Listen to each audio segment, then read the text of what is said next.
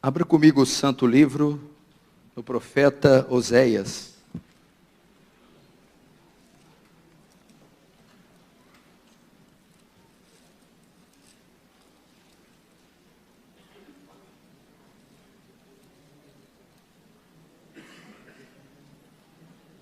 Oséias capítulo 4.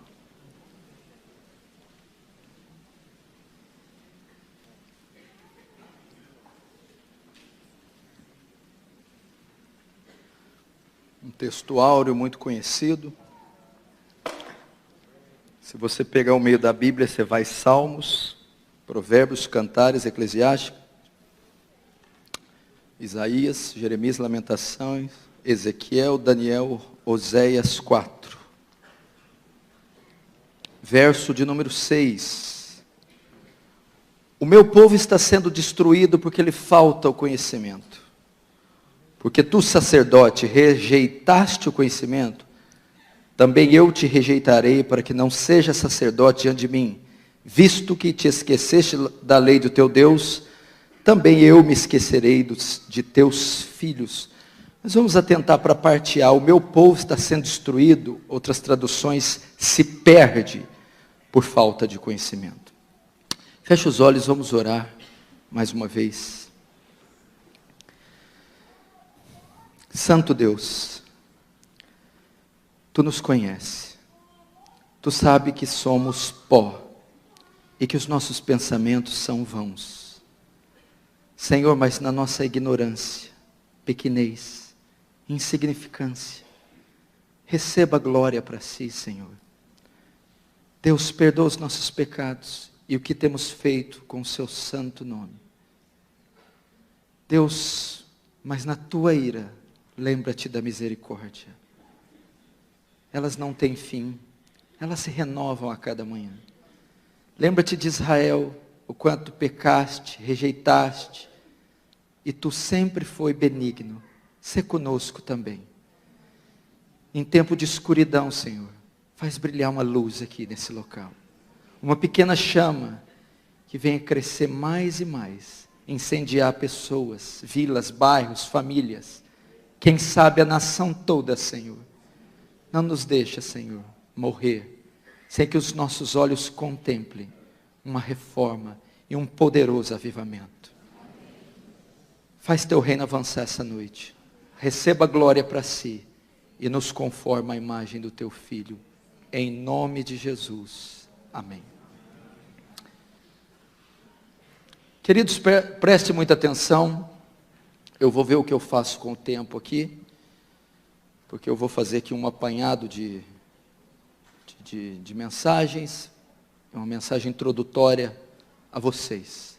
Preste muita atenção. Eu costumo dizer isso quando eu prego em algumas igrejas. O povo cresce com conhecimento. A Bíblia diz que Jesus percorria toda a Galileia, a Judeia, ensinando. Não é balbuciar palavras incoerentes, nem arrepios e reverberações que traz edificação para a igreja. A fé vem pelo ouvir e ouvir da palavra. A ideia grega ali do ouvir não é emissão de sinal sonoro. A fé vem pelo assimilar, compreender, processar, digerir a palavra. Ok? Porque se fosse só o ato de ouvir, eu poderia pregar em árabe, que a fé viria a você. Mas não é o ato de ouvir, assimilar, compreender. Tem gente que vem e só gosta de barulho, de palavra de efeito para arrepiar a terceira vértebra e soltar um glória, mas não entendeu nada, não trouxe edificação nenhuma. Ensinamento. Então precisa da sua atenção. O que está acontecendo aqui não é brincadeira. É uma obra de Deus. Você está numa das maiores metrópoles do planeta, um polo. São Paulo é conhecida em todo o globo. São Paulo, Grande São Paulo. É uma cidade que tem milhões de pessoas. E ela também é um polo evangélico. As grandes igrejas evangélicas estão aqui. As matrizes, as mães estão aqui. E não só isso, mas as grandes heresias estão aqui. Aqui é a capital dos falsos profetas e é a capital das heresias. de onde é exportado todo o lixo teológico, doutrinário, para o restante da nação. E nesse tempo tão crítico, que nós nunca vimos igual, é mundial, mas principalmente do Brasil, o qual fazemos parte, é trágico, é ligar a TV de manhã no sábado e é dar ânsia de vômito. É ver esses vídeos que eles vão mandando para a gente no YouTube, e é coisas que você há 10 anos atrás, 15, não acreditava, não sonharia que você ia ver dentro de igreja ou com pastores evangélicos. Eu acredito piamente que isso é evidência cabal do fim. Jesus está voltando. Nós estamos contemplando o linear de acontecimentos que não tem mais volta. O relógio começou a contar e não para mais. Prepara-te, ó Israel, para encontrar com o seu Senhor. Pastor, mas sempre teve sinais, poxa, até na época de Paulo. Sim, mas à medida que o tempo aproxima, o fim, eles iriam se intensificar mais. É difícil imaginar como será nosso país, o mundo, daqui 50 anos. Eu não sei o que a gente vai ver na rua. Eu não sei. É crítico. Mas, todavia, entretanto, não obstante, Deus, na sua misericórdia, tem levantado os seus profetas, tem deixado um testemunho, tem deixado um ponto de luz. E aqui, no meio de São Paulo, em Pinheiros, aqui, nesta igreja, através desses homens, uma chama tem se acendido, uma luz tem brilhado, um foco de esperança, nessa grande capital. Ah, pastor, mas nós não somos muito frente aí. É verdade, Gideão com aqueles não eram muitos também. Deus não tem compromisso com números. Deus tem compromisso com a verdade. E eu quero que você entenda isso aqui como uma obra do céu. Nesses 500 anos de reforma protestante, novos reformadores estão vindo. A verdade novamente está sendo exposta. O evangelho está sendo pregado. Eu não sei se o pastor Hernandes viu o pastor Miguel Nunes na Conferência Fiel. Olha o que ele disse, olha que homem sabe. Eu creio que o YouTube está fazendo o que a imprensa fez para a reforma. Johannes Gutenberg. Como é que as ideias da reforma, de Lutero, Calvino, Zwinglio, espalharam por toda a Europa? A imprensa. Como que as pessoas estão conhecendo doutrina reformada? Teologia. Como que as pessoas estão conhecendo doutrina história? Como que as pessoas estão conhecendo Spurgeon, Wesley, Jonathan Edwards? Como é que elas estão conhecendo isso? Paul Washer, John MacArthur, YouTube, a internet, a democracia cristã. O que aconteceu aqui nas últimas eleições? Teve um partido, o Partido Vermelho, foi varrido das grandes capitais, quase não foi reeleito. Por quê? As mídias sociais. Porque tudo que se cria, que se entendia, vinha das TVs abertas. Então você era manipulado. As mídias sociais começaram a expor a roubalheira. Não é isso? Então, abriu os olhos do povo. E se nós levarmos isso para o campo da igreja? Quem detinha o controle doutrinário, eclesiástico, eram as grandes igrejas nos canais abertos. Então a massa era discipulada, catequizada pelos falsos profetas. Veio o YouTube e começou a revelar a verdade. E as pessoas estão tendo acesso a material histórico, bíblico, doutrinário, reformado. Estão abrindo os olhos. E o que está acontecendo? Está havendo uma evasão dessas igrejas. O povo está acordando, abrindo os olhos. E como Deus usava a palavra impressa, na época da reforma, Ele está usando os vídeos, áudio, vídeos. Isso é tremendo. Isso é maravilhoso. E eu quero que você entenda isso. Conexão com Deus aqui todas as segundas-feiras. Eu estarei pelo menos uma vez por mês aqui. Pastor Hernandes, Arival, Augusto Nicodemos, outros pregadores, ensinando a palavra, ensinando Bíblia. Jesus diz: e conhecereis a verdade, e a verdade vos libertará. Jesus, a Escritura, a palavra de Deus é a verdade que liberta. Eu gostaria de contar com o seu apoio. Chame outras pessoas, divulgue, comunique. Pastor, mas muitos não vieram porque já sabiam que não cabia. Querido, quanto mais pessoas vierem, com mais tumulto você causar, mais seremos convencidos que teremos que ir para um lugar maior, alugar um salão maior, recursos para um lugar maior, 3 mil, 2 mil, 5 mil, sei lá. Se as grandes Babilônias, essas grandes heresias têm mega igrejas para ensinar o engano, por que a igreja de Cristo não vai ter uma igreja grande também? Mas para isso eu preciso da sua ajuda, da sua cooperação. Todos nós unidos, todos nós, assim como o Paulo retrata a igreja como um corpo, cheio de membros interligados, e o corpo não é feito de um membro só de joelhos, orelhas, pés, bocas, são membros distintos uns dos outros, e cada um tem a sua função importante, e eles se completam formando um corpo lindo, distinto, um corpo sólido, o corpo de Cristo. Então um ajuda pregando, o outro divulgando, o outro intercedendo, o outro apoiando, o outro patrocinando, o outro ligando, o outro telefonando, o outro trazendo, levando, dando carona. E assim nós nos unimos para pregar o Santo Evangelho e para tomar essas searas que estão aí maduras. Então eu quero contar com você. Toda segunda, pregadores, o pastor Edivaldo estava me contando a mensagem que ele estava destrinchando, linda, sobre Epáfras. Palavra de Deus, coisa pura, bíblica. Não tem que escolher pregador.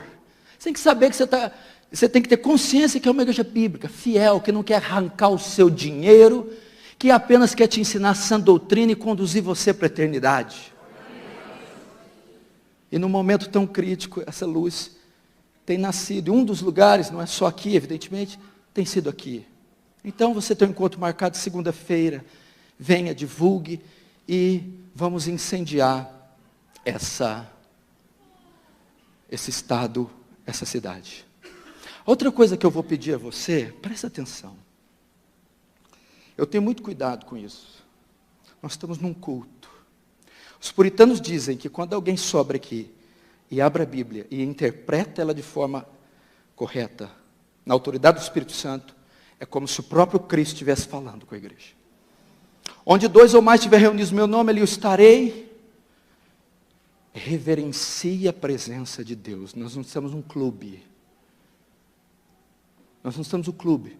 Cuidado com piadinhas, soprinhos, trocadilhos. Por favor, respeite o ambiente que você está. Você está numa igreja reformada, com a doutrina reformada, mas onde tem esse compromisso com a Escritura, e somente com a Escritura. E acima de nós, os homens falhos, pecadores, porque eu sou um miserável pecador. Se andar comigo uma semana, você prega para mim, para eu converter. Mas aquele que está aqui em espírito, 100% presente, que a onipresença de Deus não só faz ele estar em todo lugar ao mesmo tempo. Ele está em todo lugar ao mesmo tempo de forma completa. Não tem parte de Deus aqui e parte dele na China. Ele está 100% aqui e 100% na China. Não me pergunte por quê, porque eu não sei. Respeita o Senhor, respeita o culto, respeita esse local. Por favor, tenha reverência. O que eu vou tratar aqui nessa palavra incrível de Oséias? Aqui está dizendo qual é o maior mal da igreja de Cristo. O maior mal que um povo pode herdar, pode possuir, a ignorância. Meu povo está sendo destruído por causa da ignorância. Notem quão sério é a falta de conhecimento. Esse tem sido o grande mal da igreja evangélica brasileira, da cristandade moderna. Estava conversando com o reverendo Hernandes, ele diz, nós somos a geração mais privilegiada. Querido, você tem material bíblico, teológico, exegético, hermenêutico, em várias línguas, idiomas e versões. Você tem internet, você tem áudio, vídeo, você tem material, você tem recursos que os nossos pais, que os nossos antepassados jamais sonhavam em ter. O evangelho é transmitido por satélite em todos os países do globo. E nós nunca tivemos uma geração tão ignorante quanto a nossa. tão ignorante quanto a nossa.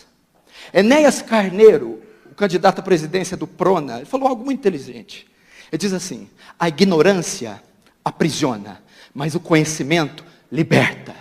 Mal ele sabia que ele estava parafraseando a frase de Jesus: e conhecereis a verdade, e a verdade vos libertará, porque a ignorância aprisiona, o conhecimento liberta. Você quer ver como isso é verdade? Por que esse último partido conseguiu se reeleger tanto e conseguiu tomar o poder dessa forma? Porque ele deixou de investir pesado em um setor. Qual foi? Educação. E qual que era o propósito? Fazer uma massa ignorante, para que esta não saiba se defender, seja facilmente manipulada. Então hoje a mãe, o pai ou os meninos de ensino fundamental estão bebendo uma ideologia marxista, ateísmo, libertinagem, nem sabem o que é, porque não possuem informação suficiente. Então é fácil de você fazê-los engolir qualquer coisa. Teologicamente, doutrinariamente, foi a mesma coisa. Essas igrejas estão pior que a igreja católica. Você vai e pega um folheto na entrada. Tem ali a liturgia da missa. Ninguém precisa de Bíblia. Tem umas que é tão miserável que nem o folheto dá. Então, eles estão crendo em tudo que se ensina, porque as pessoas não têm o hábito de ler a Bíblia, e quando leem não sabem interpretar a Bíblia. Então nascem igrejas, igrejolas em cada esquina, e vão agregando, e vão pescando fiéis, e todos vão ali se envolvendo, e amontoando, e vai se inchando, e temos aí essa grande meretriz, sem qualidade nenhuma. Isso aconteceu 500 anos atrás. A Bíblia foi deixada de lado, foi trocada por encíclicas, bulas, foi trocada por infalibilidade papal, por tradição. Vivemos um tempo ali de quase 12, 15 séculos de ignorância, e a igreja de Cristo foi aprisionada. E como foi que ela saiu disso? Um monge agostiniano, ao estudar a carta de Paulo aos Romanos, é iluminado. A hora que ele vai ler o versículo 17, nele, no Evangelho, se descobre a justiça de Deus, como está escrito, de fé em fé, pois o justo viverá da fé. O conhecimento libertou aquele homem, iluminou a mente dele, e dali dá início a um movimento que transformou a história, marcou a história, a Reforma Protestante. Aí nós temos ali Philippe Melanchthon, Zwinglio, aí a mente de Calvino escrevendo as Institutas, a exegese bíblica. Então a igreja de Cristo retorna para a Escritura e passa a ser uma igreja saudável, bíblica. Qual que era o grande viés da Reforma? Sola Escritura. Voltar para a Escritura, o ensino da Escritura, o estudo da Escritura, a pregação da Escritura e somente da Escritura. Ah, pastor, mas lá na minha igreja prega a Escritura, não é o sola Escritura somente, é o tota Escritura também, toda a Escritura. A Reforma também foi uma reforma hermenêutica, porque o Papa, quando olhava, quando eles tinham certos textos que eles interpretavam. Olha, a besta do Apocalipse, ou quando pegavam um texto de Daniel, eles davam uma interpretação alegórica, sem fundamento nenhum. É igual você pegar a besta que emergiu da terra. Ah, essa é minha sogra. Não é tua sogra, meu filho. Tem coisa pior que a tua sogra. Não estou falando nada contra as sogras cristãs de Deus, aquelas que não fofocam. É difícil, mas existe. Agora eu vou elencar aqui pelo menos 6 áreas que precisam de reforma, que estão perecendo por falta de conhecimento. Entendeu? A igreja brasileira sofre pela ignorância. Nós não temos uma nação tão dura ao Evangelho. Nós temos uma nação ignorante. Nós temos pessoas como Martin Lloyd Jones escreveu, sinceras, mas erradas. Tem zelo, como está em Romanos 10, mas sem entendimento. Tem paixão, mas sem conhecimento. Tem piedade, mas não tem ortodoxia. Isso está matando. A igreja precisa voltar desesperadamente ao estudo das Escrituras, à pregação expositiva. a exegese bíblica, a hermenêutica, para que ela então saia dessa lamaçal de ignorância. 6 pontos, 6 áreas pelo menos, que ela se perde por falta de conhecimento, que ela está sendo destruída por falta de conhecimento. 6 áreas que precisam de reforma. Primeiro, o culto, a ignorância quanto ao culto. O que está acontecendo com os cultos? O que você vê hoje é cultos antropocêntricos. O grego antropos, o homem. O culto gira em torno do homem. Hoje o que se tem é o culto à personalidade. Meu irmão, hoje o culto, o momento de culto do domingo é todo projetado para o homem. O louvor é feito para o homem, a liturgia para o homem. O pastor se descabela a semana inteira para preparar um sermão que agrade, satisfaça o homem. Elemento, circunstância, fatores que estão integrando os elementos de culto estranhos, forâneos, que não condiz com a verdade bíblica. Shows, dança, teatro, apresentações. O culto hoje, eu já fui em congregações enormes, que o culto gira em torno da oferta. É um culto a mamon, é um culto ao dinheiro. O momento mais esperado do culto é o da oferta. É um momento especial. A oferta cura, a oferta liberta, a oferta expia pecado, a oferta adora a Deus. Culto a mamon. Campanhas. Querido, você precisa aprender o que os puritanos ensinaram, o princípio regulador do culto. O que é isso? Que Deus deve ser adorado como Ele decretou. Deus deve ser adorado conforme está nas Escrituras. O culto deve ser teocêntrico. O culto deve convergir na pessoa de Deus. O culto é feito para a glória de Deus. O culto é feito para louvor de Deus. A palavra deve glorificar o Senhor dos exércitos. O louvor deve convergir na glória de Deus. A liturgia toda é para reverenciar um Deus santo. O culto é teocêntrico. Mas o culto não é só teocêntrico, o culto também é cristocêntrico. Levantai, ó portas, as vossas cabeças, levantai, ó entradas eternas, que entrará o Rei da Glória. Quem é esse Rei da Glória? O Senhor forte e poderoso, poderoso nas batalhas. Levantai, ó portas, as vossas cabeças, levantai, ó entradas eternas, que entrará o Rei da Glória. Quem é esse Rei da Glória? O Senhor dos exércitos. Ele é o Rei da Glória. A Santa Ceia. Eu já participei de culto com Santa Ceia, com mini pizza. Santa Ceia nesse negócio aí não, com o nome. Santa Ceia os discípulos encheu a barriga. Santa Ceia tem que encher a pança. Você imagina? Querido, virou um palco, um picadeiro. Assim, ó. O culto hoje é um circo. O púlpito é o picadeiro. Pastores são palhaços. E a plateia, espectadores, a ser entretidos. Culto vergonhoso, um culto que ofende a glória de Deus. Um culto que calca os pés, o sangue da nova aliança. Que profana o espírito da graça. Um culto sensual, carnal. Pastor, em minha cidade, eles rifaram uma moto dentro da igreja. Rifaram a moto. E sabe quem ganhou a rifa? O pastor da igreja. E sabe o que ele fez? Ele ligou a moto e saiu andando com a moto dentro do culto. A gente ria, eu sei, é para não chorar. Você imagina o coração de um Deus 3 vezes santo. Eu fui pregar em Manaus, numa mega igreja lá, que eu estou doidinho para falar o nome, mas não vou falar, vou segurar. 50 mil membros, rifa de um Camaro e de uma BMW. Esse pastor foi para a Europa, e foi numa cidade, num grande hotel, e uma xícara de café custava 500 euros.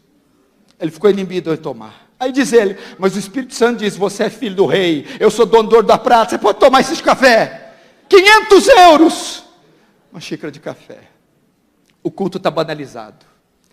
O pós-modernismo, com a queda do muro de Berlim em 89, trouxe os seus filhos. Relativismo, pluralismo, humanismo. O que o humanismo ensina? O homem é o centro do universo. Tiraram Deus do trono. E o humanismo entrou dentro da igreja. O culto é uma bênção, só Deus não pode estar lá. Não é feito para ele o culto, ele não é convidado. Precisamos de uma reforma no culto, adorar como os apóstolos, adorar como os puritanos, adorar como os reformadores, adorar como Spurgeon.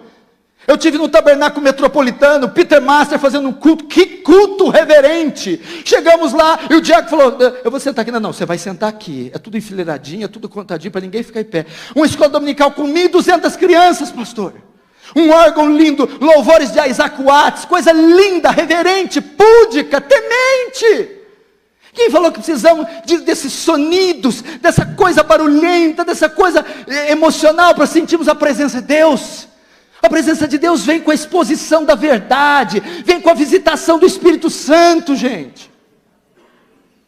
Precisamos de cultos assim, onde o Senhor é bem-vindo.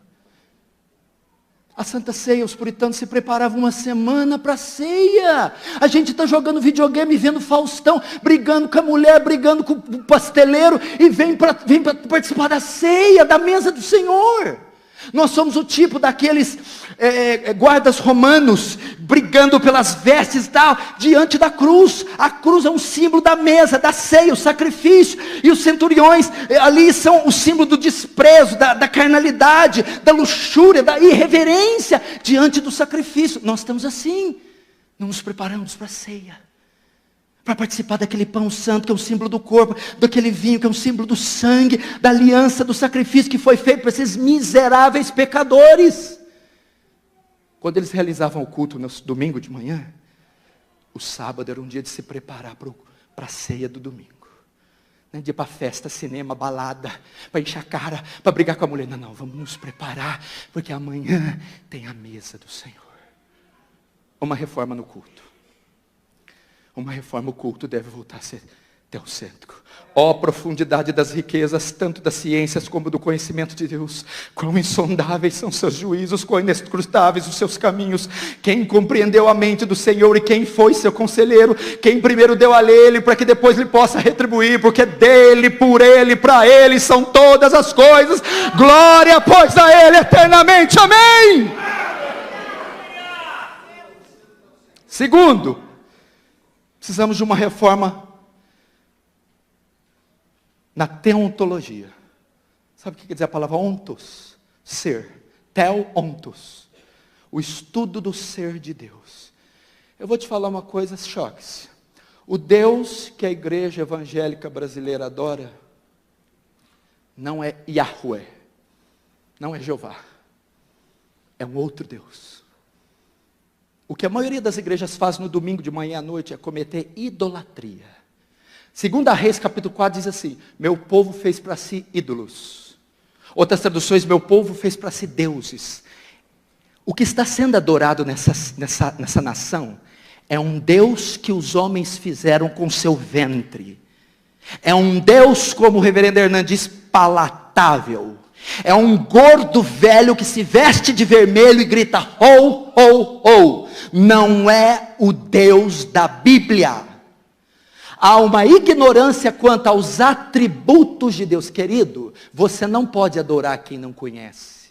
Não foi isso que Jesus falou para a mulher samaritana? Vós adorais quem não conheceis. Eu sou samaritano, o culto de vocês é misto. Vocês não conhecem. Vocês estão adorando um factoide. As pessoas não sabem quem é Deus. Qual a última vez você foi numa conferência sobre os atributos de Deus? Leu um livro sobre os atributos de Deus? Participou de uma semana dos atributos de Deus? Salmo 50 diz assim, ó: pensava que eu era como tu? O Senhor está repreendendo o povo. Vocês estão achando que eu sou como vocês? É a exata expressão do Deus da igreja brasileira. É um Deus humanizado, um Deus inócuo, que não infunde terror, um Deus que se dá tapinha nas costas, um Deus que você coloca na parede, um Deus que você exige dele, um Deus frouxo, um Deus que só serve para atender demanda. Lembra que uns 10, 15 anos atrás, um incircunciso aí chamado Armandinho lançou uma música assim: quando Deus me desenhou, ele estava namorando. O que ele passa aí? A imagem de um Deus de boné para trás, muito legal, que você pode bater papo, né? Os evangélicos estão fazendo a mesma coisa. Quero vestir tua sandália, lá. Quero colocar a tua camisa mais larga do que eu, comer no teu prato. Abraça-me e eu te abraçarei.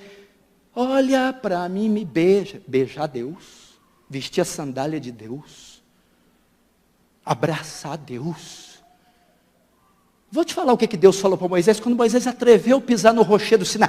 Tire as sandálias, porque a terra que pisa é santa. Agora quer saber se Moisés beijou a Deus? Ele não se atreveu a olhar para a sarça. Ele não conseguiu olhar para a glória de Deus, porque senão ele ia morrer. Você está equivocado quanto a Deus. Precisamos estudar os atributos de Deus. O nome de Deus. Você sabe o que quer dizer esse mandamento? Não tomarás o nome de Deus em vão, porque o nome de Deus é santo. Significa, não é só usar uma palavra chula e envolver Deus, que também é pecado. Você vê o nome de Jesus, o nome de Deus escrito em botiquins, em barraquinha, Jesus sendo comerciado, o nomezinho dele vendido como souvenir, a preço de banana, como se fosse um nome qualquer. Jesus, Deus, Cristo, é lindo, num boné, num pingente ali, numa pulseirinha de humano. Um nome santo desse, o nome está intrinsecamente ligado à pessoa. Não tomar o nome de Deus em vão, é não associar o nome santo de Deus às coisas imundas do nosso dia a dia, a esse secularismo mundano. O judeu ortodoxo leva isso tão a sério, que ele, quando quer falar o nome de Deus, ele não pronuncia eu sou, quer dizer Yahvé. É o nome que Deus deu para Moisés no Sinai. Eu sou o que sou, Yahvé. Por causa desse mandamento, não tomar o nome de Deus em vão, ele tem tanto medo de ofender a glória de Deus com sua boca suja, que quando ele quer fazer Deus, ele usa o termo Adonai. Ele não usa Yahvé. Agora nós contamos piada com o nome de Deus, damos risada com o nome de Deus. O nome de Deus, tomar o nome de Deus em vão não é só verbalizá-lo inadequadamente. É quando você que é crente, e é um representante do céu, e representa e carrega o nome dele, está associado a algum escândalo, alguma carnalidade, você, por representar esse nome, está tomando o nome de Deus em vão. Precisamos voltar a estudar os atributos. A onisciência de Deus. Deus sabe tudo. Sabe quando... você sabe o código genético de uma ameba? Só o código genético de uma ameba, você preenche 1000 vezes na enciclopédia britânica, dá 4 bilhões de palavras. A onisciência de Deus.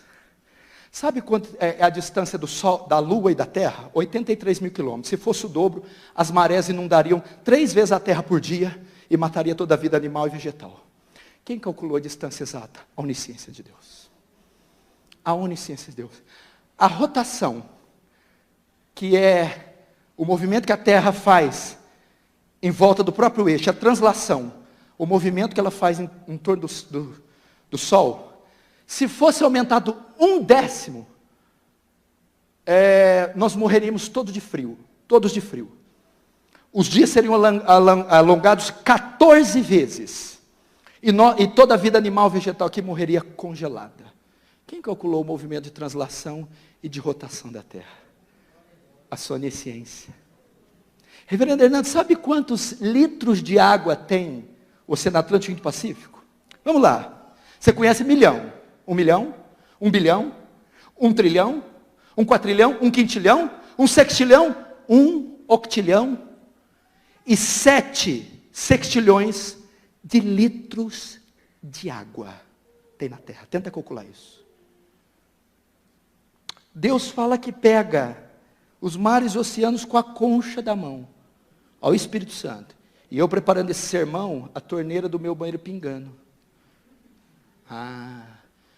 Eu fui lá e falei, eu quero ver quantas gotas de água cabem na minha mão. Contei, 1, 2, 3, 37 gotas.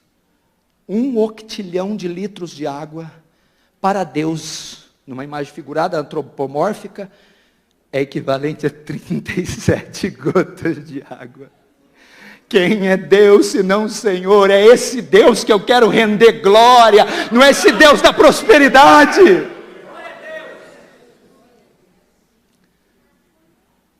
Não é o Deus da prosperidade.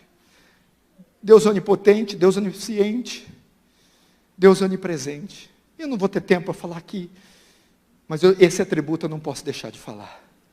A santidade de Deus, a ignorância quanto a Deus. Os puritanos diziam que a santidade de Deus não é um atributo de Deus, é o atributo de Deus. O que é a santidade de Deus? Fala da impecabilidade de Deus, da pureza de Deus. Tu é tão puro de olhos, Abacuque 1,13, que não podes contemplar o mal. Você precisa saber de algo. Quando você se dirigir a Deus, quando você orar a Deus, quando você pegar no livro de Deus, quando você pregar em nome de Deus, cantar em nome de Deus, você tem que ter em mente: Deus é santo. Os serafins, lembra dos serafins? No ano que morreu o rei Uzias, eu vi o Senhor sentado num alto sublime trono. Ele viu os serafins.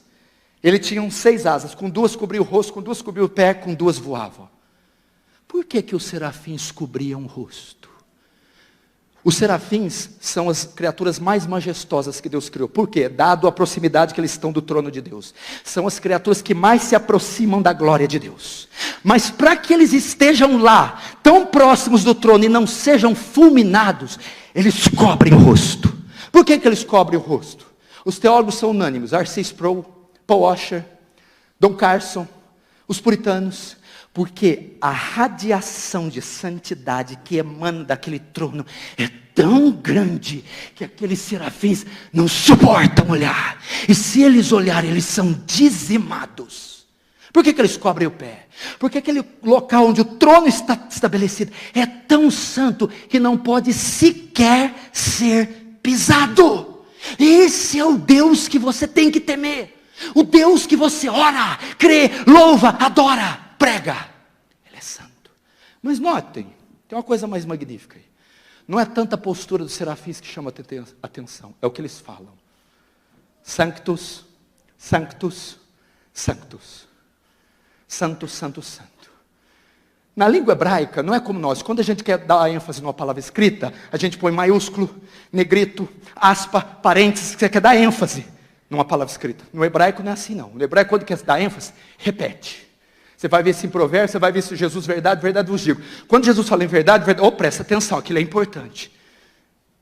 Você, quando vê os serafins dizer santo, santo, santo, é o único atributo que é elevado ao 3º grau de repetição. Você não encontra na Bíblia: Deus é amor, amor, amor. Deus é justiça, justiça, justiça. Deus é bom, bom, bom. Mas a santidade você encontra: Deus é santo, santo, santo. Intensamente santo. Totalmente santo. É um ser todo santo. Nadab e Abiú foram queimar fogo estranho. Deus os matou. Por quê? Santidade. Uzá foi tocar na arca, Deus o matou. Por quê? Porque ele é santo. O objeto do seu amor, Jesus, se tornou o objeto da sua ira, e Deus matou o objeto do seu amor. Quem? Jesus. Por quê? Por levar o pecado do homem. A sua santidade não pode permitir, e ele descarrega a sua ira sobre o filho. E você vem orar a Deus de qualquer jeito. Vem para um culto de qualquer jeito. Sobe aqui e prega de qualquer jeito. Toca nesse livro de qualquer jeito. Deus é santo. Ignorância quanto aos atributos de Deus. Pensava que eu era como tu.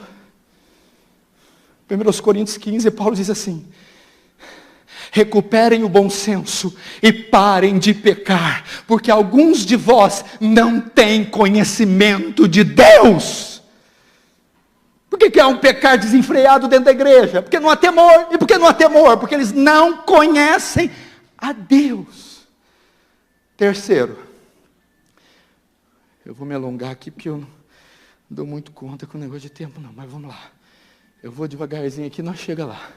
Relógio para em nome de Jesus.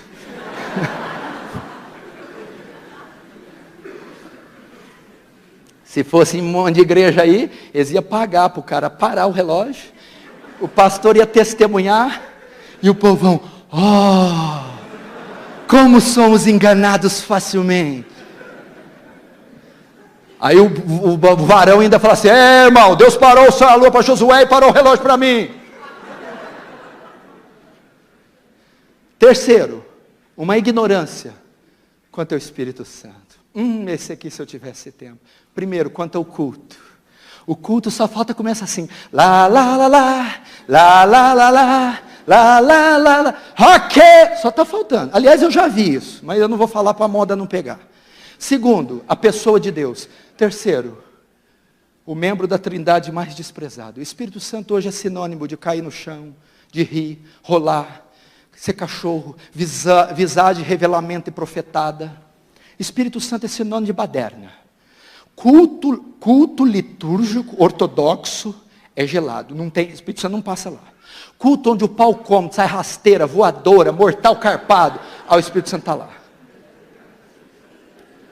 Mas tem uma ignorância tão absurda na pessoa do Espírito Santo. Culto com o Espírito Santo, homem cheio do Espírito Santo, manifestação do Espírito Santo, é sinônimo, meu irmão, de frenesi, estereótipo. É cair no chão, é rolar, é repousar no Espírito, é cair no Espírito, é falar em línguas, é profetizar, é ter visão, é curas, é profecia, é manifestações malucas. E isso é o Espírito Santo da igreja moderna.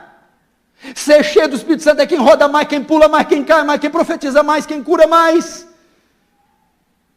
Nós estamos equivocados. Eu vou dizer pelo menos 3 áreas onde o Espírito Santo trabalha.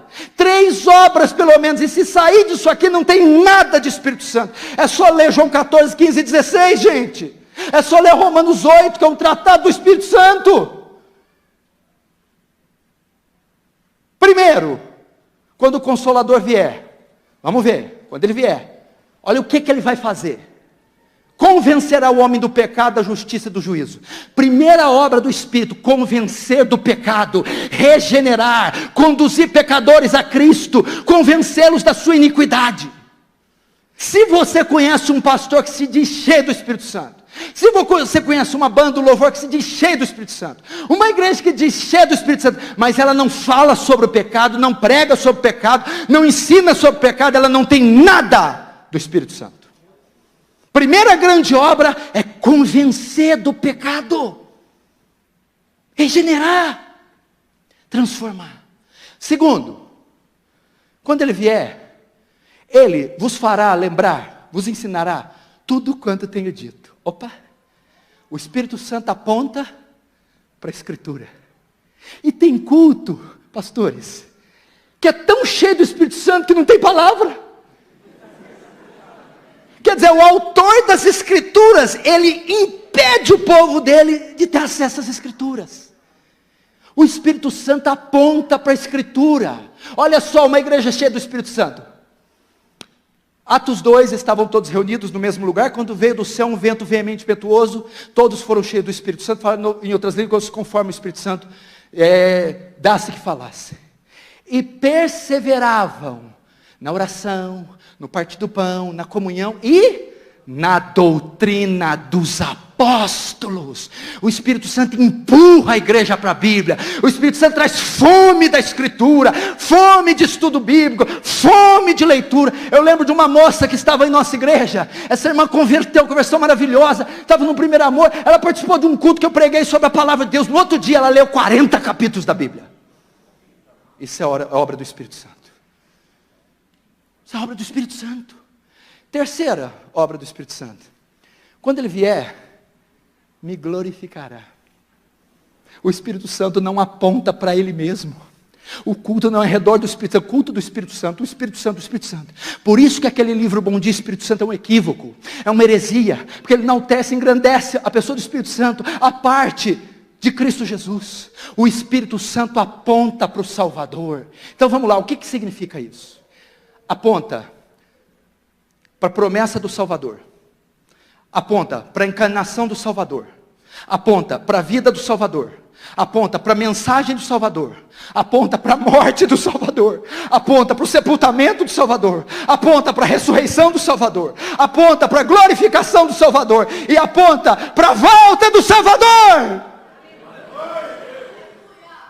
O Espírito Santo glorifica o Filho. Logo, um homem, um pregador, Por isso que Spurgeon era maravilhoso. Toda a mensagem de Spurgeon convergia na pessoa bendita de Cristo. Martin Lloyd Jones sempre exaltando Cristo. Os puritanos, John Knox escreveu um livro tremendo, a glória de Cristo, tudo é para Cristo. Vai ler o livro de Colossenses, fala da supremacia de Cristo, que coisa linda. Fala nele foram criadas, quer trono, quer principado, quer potestade, coisas visíveis e invisíveis, tudo foi criado por Ele, para Ele. Cristo, irmão, Cristo, o poderoso exaltado. Quarto, para nós caminharmos para o fim. Primeiro, ignorância quanto ao culto. Segundo, ignorância quanto aos atributos de Deus. Terceiro, ignorância quanto ao Espírito Santo. Quarto, ignorância quanto ao louvor. Tem sabor de mel. Eu estou lançando a minha versão, tem sabor de fel. Logo, logo ela vai sair. Vocês aguarda. Se tem uma área que está sendo corrompida, essa aí, ninguém pega. É o louvor e adoração. Eu imagino que eles ficam nos seus quartos, nos seus gabinetes, nos seus estúdios, nos seus quartos de hotéis. Eu imagino o que eles ficam pensando. Eu acho que eles leem ali Tolkien, eles leem Alice no País das Maravilhas, Monteiro Lobato. Eles vão tentando. Eu acho que eles vão da Cuca até a Bruxa do 71. Para ver o que eles fazem. Não tem cabimento, gente. Não tem cabimento o que estão fazendo. Isso é adoração, isso é celebração da carne, isso é orgia gospel, é um mercado multimilionário, é um mercado prostituto, é um mercado irreverente, imoral, nojento, asqueroso. O louvor é semelhança do culto, o louvor é antropocêntrico. A letra, a melodia, o ritmo, os músicos, os instrumentos, tem apenas uma finalidade: mexer com as emoções do povo, aguçar a carne do povo. São letras e músicas e discos apenas para conseguir vendagens. Não tem, meu irmão, a menor intenção de adorar o Senhor. Vamos lá, o que é louvor? O louvor do hebraico, uma das traduções é elogio. Elogiar quem, irmão? Elogiar você? Olha para você, meu filho. Elogiar eu. Elogiar o quê? O que tem de elogiável nesse mundo caído? É elogiar Deus. O louvor é o principal método que Deus escolheu para receber glória. Essa é uma definição de louvor. O louvor é o principal meio que Deus escolheu para receber glória. Quando eu quero saber um louvor bíblico, para onde eu vou? Qual que é o inário bíblico que nós temos? Os Salmos. Salmos é o inário, a harpa cristã, o cantor cristão de Israel. Salmo 1, Salmo 150 são hinos que eram cantados. Então ali nós temos uma referência como deve ser o louvor. Agora qual é o teor, o conteúdo dos Salmos? 70% dos Salmos está escrito quem Deus é e o que Deus faz. Quem Deus é e o que Deus faz. Grande é o Senhor, mundico ser louvado. Grandes são suas obras. É só isso. Logo, o louvor é teocêntrico. O louvor fala dos atributos de Deus. Você quer aprender os atributos de Deus? Vai para os Salmos, para o livro de Jó. E das obras de Deus. Então o que nós temos que cantar? Quem Deus é. A música que cantou aqui. Grandes são as suas obras, Senhor Todo-Poderoso, justo e verdadeiro são os teus caminhos, ó Rei das nações. Quem não te adorará? Pois só tu és santo. Ninguém, quando conhece os atributos, pode deixar de adorar. Quem não te adorará? Pois só tu és santo. Quando eu conheço quem Deus é, como eu não vou adorar? Agora, as suas obras. Vamos ver se eu lembro da segunda parte. Todas as nações virão e adorarão diante de ti. Mas quando que as nações virão e adorarão? Pois os seus atos de justiça se fizeram manifestos. Quando os atos de justiça, as obras, são manifestas, não precisa de zabumba, de bumbo, não precisa de Ivete Sangalo gospel. Quando as obras são cantadas, o povo adora. Quando os atributos são cantados, o povo adora. Terceiro ainda, o louvor é cristocêntrico. Nós cantamos uma música tão linda domingo em nossa igreja, pastores. Era do Isaac Watts. Ao contemplar a gloriosa cruz.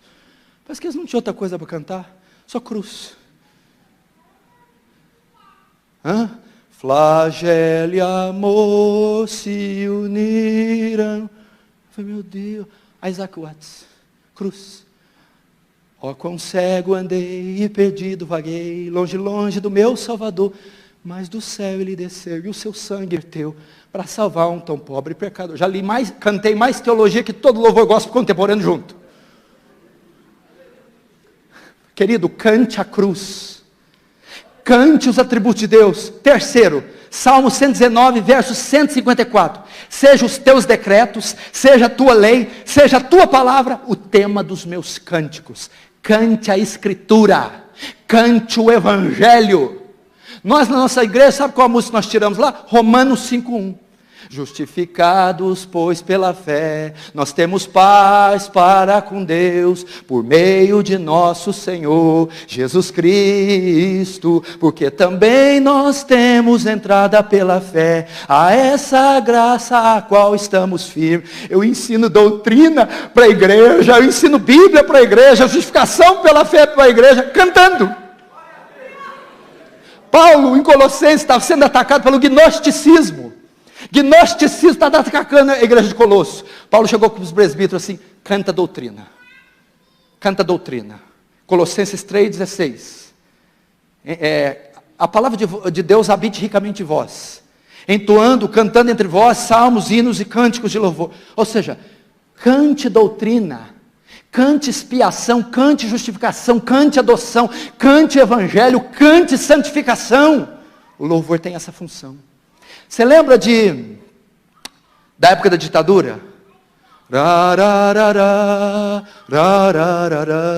Caminhando e cantando, seguindo a canção, somos todos iguais, braços dados ou não. Como é que é? Geraldo Vandré, ditadura militar. Essa música, essa música estava combatendo a ditadura militar. Ela foi responsável, uma das grandes responsáveis para a ditadura militar cair. Por quê? Porque a música forma opinião, a música ensina ideia, ideologia. Quando você vai para o Woodstock de 70, sexo, droga e rock and roll, ele influenciou uma geração inteira, o contraceptivo, a camisinha e o sexo entre solteiros. Através da música, uma geração inteira foi influenciada. Logo, o louvor tem a função de influenciar, de ensinar, de formar opinião. O louvor atual não só deixa de ensinar doutrina, como ensina o contrário, heresia. Lutero, se você perguntasse para ele, ele dizia que as 95 teses não foi o que mais propagou a reforma, foi os seus 40 hinos, Castelo Forte, das profundezas, que foram espalhados por toda a Europa. O metodismo wesleyano foi todo propagado como? Os hinos de Charles Wesley. A música ensina, a música doutrina, a música memoriza, a música catequiza, a música evangeliza. Essa é a função da música. Quinto, estamos terminando. Ignorância quanto à família. Levanta a mão aí quem está terceirizando o casamento aí. O que está acontecendo com a família? Mulheres estão ocupando o papel dos homens? Homens o das mulheres? As crianças estão ocupando papel nenhum, que não sabem nem o que estão fazendo no mundo? Fala para mim tudo o que é ser uma mulher bíblica, um marido bíblico, uma esposa bíblica. Querido, vocês estão educando as suas filhas para serem homens. E vocês estão educando seus filhos para serem mulher. Vocês estão pondo a filha na faculdade, no curso. Olha, você vai ser administrador, executivo, falar inglês, espanhol, francês, isso, aquilo. Espera aí. Você não está formando a sua filha para ser mulher, para ser esposa, para ser mãe. O principal papel da mulher é ser mãe. Mulher virtuosa, quem achará? A mãe do rei Lemuel está dizendo, é uma mulher raríssima de se encontrar, essa aqui de Provérbios. Qual a qualidade dela? É profeta? Não é. É executiva? Não é. Dentista? É neurocirurgiã? Não. Qual que é essa mulher rara? é mãe, é esposa. Provérbios 31 é a descrição da mulher ideal, perfeita, virtuosa e que é rara de achar. E qual é os atributos dela? Mãe e esposa. Você tinha que ensinar sua filha a ser uma mãe. Eu não sou contra a menina estudar, falar idioma, absolutamente. Mas peraí. Uma cirurgiã não vai fazer minha comida. Uma cirurgiã não vai cuidar dos meus filhos. Uma cirurgiã não vai cuidar da minha casa. É a minha esposa que vai fazer isso. Você viu quando acontece, os pais estão terceirizando a educação. Quem forma os filhos é a avó, é a babá, é a escola de inglês, de natação. O menino é todo deformado, é toda uma coxa de retalhos. Ele tem ideias do professor de natação, do professor de filosofia, do professor de karatê, de balé, da escola. Ele tem 15 anos, pelo menos, de ensino secular. E onde está o papel da mãe e do pai na formação desse menino? E o pai? E os pais, nacas? Cadê os pais? Tem algum homem aí? Diz amém. Tem certeza? Dá uma cheirada aí, vê se é macho mesmo. Querido, está em extinção essa raça, hein? Preserva aí, minha filha, porque está faltando. Qual que é a função do homem? O homem, provedor, protetor, sacerdote e profeta. Do suor do rosto do homem comerá, e não da mulher. O sacerdote é aquele que representa o povo diante de Deus. É a função do homem colocar sua família diante de Deus em oração. O profeta é o que vai diante de Deus, recebe a palavra e comunica com o povo. É o homem que se debruça nesse livro para comunicar as verdades à família. Provedor é aquele responsável por dar a eles alimento, educação, escola, tratamento médico. É o homem que tem condição de dar uma vida digna e decente. Não falando de luxo, mas uma vida digna e decente. É o homem.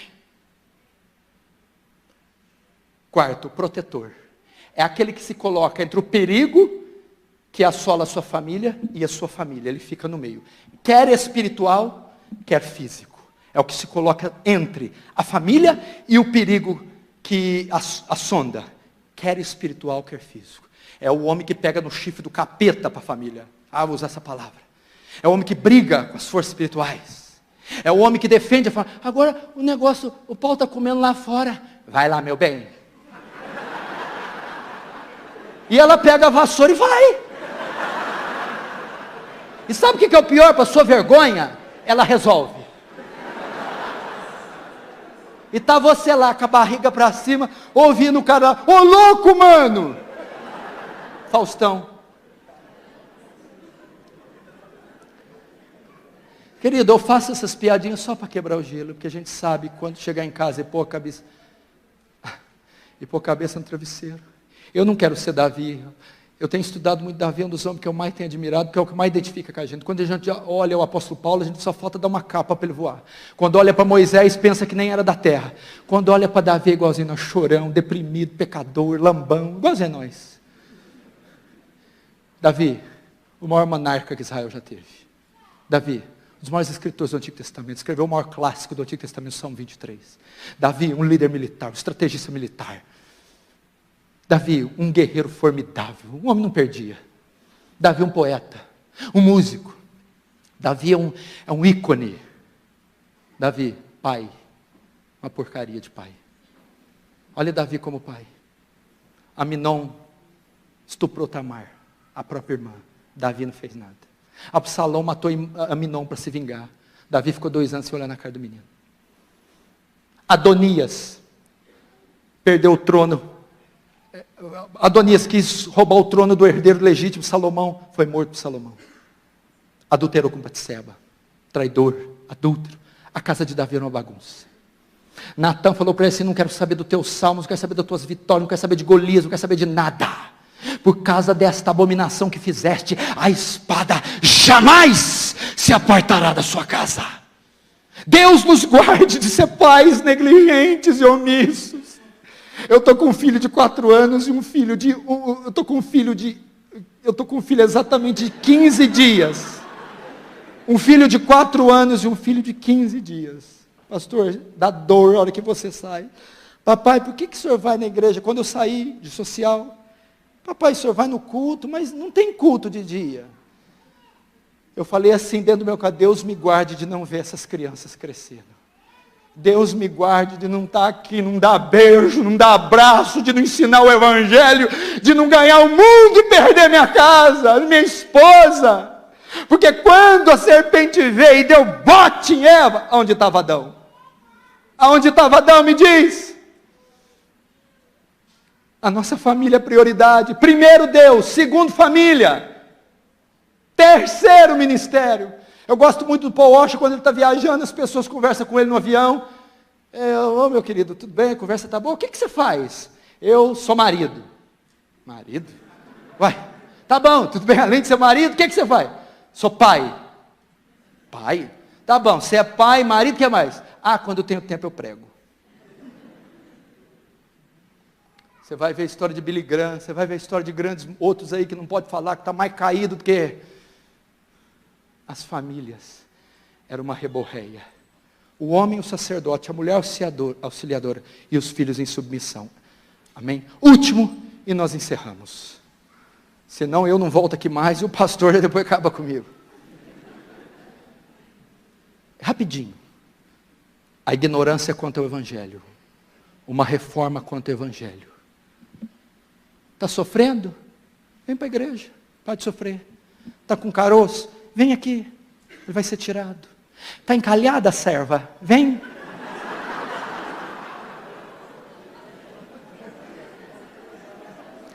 É pobre, vem que fica rico. É empregado, vem que vem patrão. A isca que está sendo usada para atrair o pecador é algo espúrio. Deus tem a melhor vida para você que agora. Deus tem um plano maravilhoso. Jesus te ama. As pessoas estão equivocadas. A isca para trazer o povo, irmão, é campanha, é a unção, é o milagre, a prosperidade. Nós não temos conhecimento do Evangelho.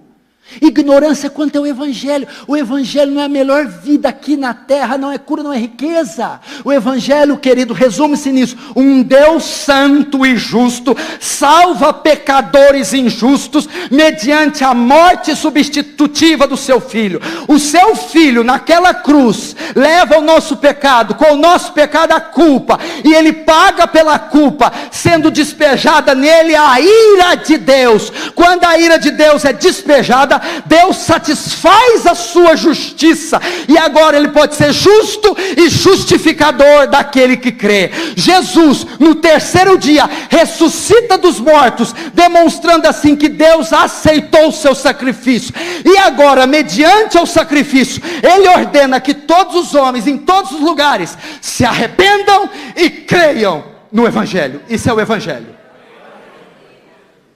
Isso é o Evangelho. O ministério do Ray Comfort fez uma pesquisa e disse que 80% das pessoas que fazem sua decisão para Cristo não permanecem. Significa, de cada 1000 que fazem profissão de fé, que batizam, 800 desviam, saem. Por quê? Porque a isca que é usada para atraí-los, não é o Evangelho. Se eu te atraio com uma promessa falsa, você fica algum tempo. A hora que você vê que a promessa não cumpre, você vai embora. Vamos dar um exemplo aqui na igreja Pinheiros. O pastor Erival põe uma faixa aí: curas milagrosas, espetaculares, sobrenaturais, toda quinta. Aí tem uma bruxa satanista que ama o demônio, o capeta. Ela não gosta de Deus, o filho dela fica doente. Ela tenta de tudo e nada. Ela está com o filho no colo. Aí ela passa e vê lá, milagres, quinta, tal. Eu vou lá. O que atraiu ela não foi a glória de Deus, não foi o Evangelho, não foi o amor por Deus. Ela só foi para lá porque ela quer ver o filho curado. E ela ficará lá, orará, fará toda a liturgia, todo o metodismo do culto, até que a filha seja curada.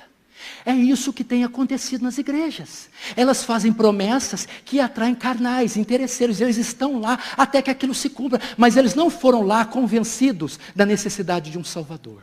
Logo, a isca para trazer essas pessoas é o Santíssimo Evangelho. Então haverá conversões verdadeiras, regeneração, adoção, santificação. E teremos uma igreja gloriosa quando o Evangelho voltar a ser proclamado. A Deus seja a glória, a Deus seja o louvor. Vamos ficar de pé e vamos encerrar. Vamos orar, depois o pastor vai encerrar.